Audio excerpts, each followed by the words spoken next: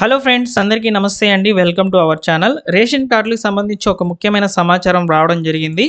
అనర్హులైతే కార్డులను స్వచ్ఛంగా వదులుకున్నటువంటి వాళ్ళకి మీద ఎలాంటి చర్యలు తీసుకోమని చెప్పి ప్రభుత్వ అధికారులు అయితే చెప్తున్నారు. సో, ప్రభుత్వం యొక్క లెక్కల ప్రకారము ఉన్నటువంటి రేషన్ కార్డులలో 9-12% వరకు, అంటే దాదాపు 3-4 లక్షల పైగా రేషన్ కార్డులు అనేటివి బోగస్ కార్డులుగా అయితే గుర్తించి ఉంది. అయితే బోగస్ కార్డులుగా గుర్తించినటువంటి రేషన్ కార్డులు ప్రభుత్వ అధికారులు చర్యలైతే తీసుకునేందుకు సిద్ధమై ఉన్నారనమాట. సో, స్వచ్ఛందంగా మీరు ఎంఆర్ఓ ఆఫీస్‌లో మీ రేషన్ కార్డ్ గనుక సబ్మిట్ చేసినట్లయితే, అంటే ఎవరైతే అక్రమంగా రేషన్ కార్డు పొంది ప్రభుత్వం ద్వారా లబ్ధి అయితే ఇప్పటి వరకు పొంది ఉన్నారో, వారు స్వచ్ఛందంగా రేషన్ కార్డ్ అనేది ఎంఆర్ఓ ఆఫీస్‌లో సబ్మిట్ చేసేసినట్లయితే వారి మీద ఎలాంటి చర్యలు తీసుకోమని చెప్తున్నారు. మరోవైపు ఏం చెప్తున్నారంటే అధికారులు, సో ఈ యొక్క చర్యలు అనేటివి మేము తీసుకున్నట్లయితే ఖచ్చితంగా ఈ రేషన్ కార్డు మీద ప్రభుత్వం నుంచి మీరు ఎంత లబ్ధి పొంది ఉన్నారో ఆ లబ్ధి మొత్తం కూడా వసూలు చేసే అవకాశం అయితే ఉంటుందని ఒక స్ట్రైట్ వార్నింగ్ అయితే చెప్తున్నారండి. సో వీటికి సంబంధించి అంటే అక్రమంగా రేషన్ కార్డు పొందినటువంటి వాళ్ళు రేషన్ కార్డు ఏ విధంగా సబ్మిట్ చేయాలనేది చెప్తాను. అలానే దాదాపు 13 లక్షల కార్డులు అనేటివి రెడీగా ఉన్నాయండి జారీ చేసేందుకు ప్రభుత్వము. సో వాటి గురించి కూడా నేను మీకు ఈ వీడియోలో క్లియర్‌గా ఎక్స్‌ప్లెయిన్ చేస్తాను. వీడియోని పూర్తిగా చూడండి. అలానే ఈ సమాచారం నచ్చినట్లయితే లైక్ చేయడం మాత్రం మర్చిపోవద్దు. ఎంతో కష్టపడి వీడియోస్ అనేటివి చేస్తున్నాము. డైలీ 4, 5 న్యూస్ పేపర్లు అయితే చదివి మీకు ఈ విధంగా ఇన్ఫర్మేషన్ అనేది తీసుకొస్తున్నానండి. ఇక సమాచారంలోకి గనుక వచ్చినట్లయితే అనర్హులైతే కార్డులను సరెండర్ చేయండి. తహసీల్దార్ కార్యాలయాల్లో తొలగింపు ప్రక్రియ అని చెప్తున్నారనమాట. ఒకసారి వివరాలు చూసుకున్నట్లయితే రాష్ట్రంలో 9-12% వరకు బోగస్ కార్డులు అయితే ఉన్నాయి. స్వచ్ఛందంగా వదులుకునేస్తే చర్యలు ఉండవు. ప్రభుత్వం కనుక గుర్తించినట్లయితే పొందినటువంటి లబ్ధినంతా కూడా వసూలు చేసే అవకాశం అయితే ఉంటుందని ప్రభుత్వం అయితే చెప్తుందనమాట. అధికారులు కూడా సర్వే అయితే చేపట్టబోతున్నారండి. దీనికి సంబంధించిన ఇన్ఫర్మేషన్ అయితే ఇక్కడ ఇచ్చున్నారు, మీరు చూసుకోవచ్చు. సో ప్రభుత్వ పథకాలకు సంబంధించి మరియు రేషన్ కార్డు అనేది ప్రామాణికంగా చేయడంతో పేదలు ధనికులు అని తేడా లేకుండా ప్రతి ఒక్కరూ కూడా అక్రమంగా రేషన్ కార్డులు అనేటివి పొందుతూ ఉన్నారనమాట. ముఖ్యంగా ఇక్కడ రేషన్ కొరకు కాకుండా రేషన్ కార్డు ద్వారా వచ్చేటువంటి సంక్షేమ ఫలాలు, అంటే ఇక్కడ ఆరోగ్యశ్రీ చికిత్సలు, పిల్లలకు అదేవిధంగా స్కాలర్షిప్లు, సబ్సిడీపై రుణాలు, విదేశీ విద్యా రుణాలు ఇలాంటివంటివి పొందిన వాళ్ళు ఎక్కువ సంఖ్యలో అయితే ఉన్నారనమాట.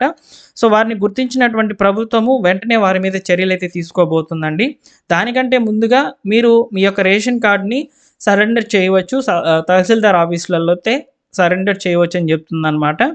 సో అయితే సరెండర్ చేయాలంటే ఖచ్చితంగా మీ దగ్గర మీ యొక్క ration card, ration card number, ఇంటి నెంబరు, రేషన్ డీలర్ నెంబరు, దరఖాస్తుదారుని పేరు, కుటుంబ సభ్యుల పేర్లు, వయస్సు, ఆధార్ నెంబర్లు, సామాజిక వర్గం ఏంటి, వంట గ్యాస్ వివరాలు, ఏజెన్సీ పేరు నమోదు చేయాలన్నమాట.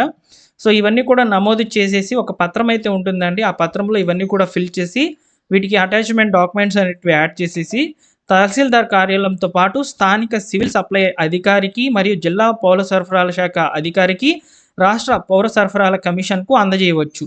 ముందుకైతే ఎంఆర్ఓ ఆఫీస్‌లో సబ్మిట్ చేస్తే మీ కార్డు స్వచ్ఛందంగా ముందుకొచ్చి సరెండర్ చేశారు కాబట్టి అధికారులైతే ఎలాంటి చర్యలు తీసుకోకుండా ఆ కార్డ్‌ని రిమూవ్ అయితే చేస్తారు.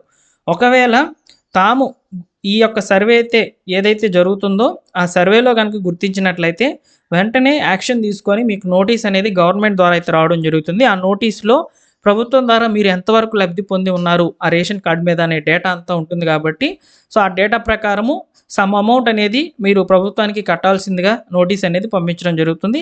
చాలా కఠినమైన చర్యలు తీసుకునే అవకాశం కూడా ఉంటుందని చెప్తున్నారనమాట. సో 9-12% వరకు అక్రమ కార్డులు అయితే ఉన్నాయండి.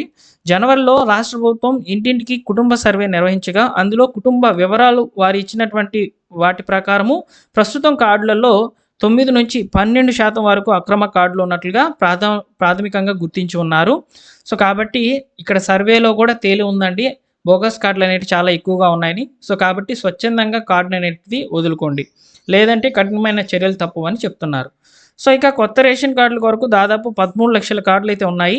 రేవంత్ రెడ్డి గారి ప్రభుత్వం కొలువుదీరిన తర్వాత ప్రజాపాలన, ప్రజావాణి, గ్రామ సభలు, మీ సేవల ద్వారా అర్హులైనటువంటి వారి దగ్గర నుంచి రేషన్ కార్డులకు దరఖాస్తులు అయితే కోరింది. దాదాపు 13 లక్షలకు మంది దరఖాస్తు చేసుకోగా వాటిని పౌర సరఫరాల శాఖ అధికారులు ప్రత్యేక యాప్‌లో నమోదు చేసి ఇంటింటి సర్వే అయితే నిర్వహిస్తున్నారనమాట.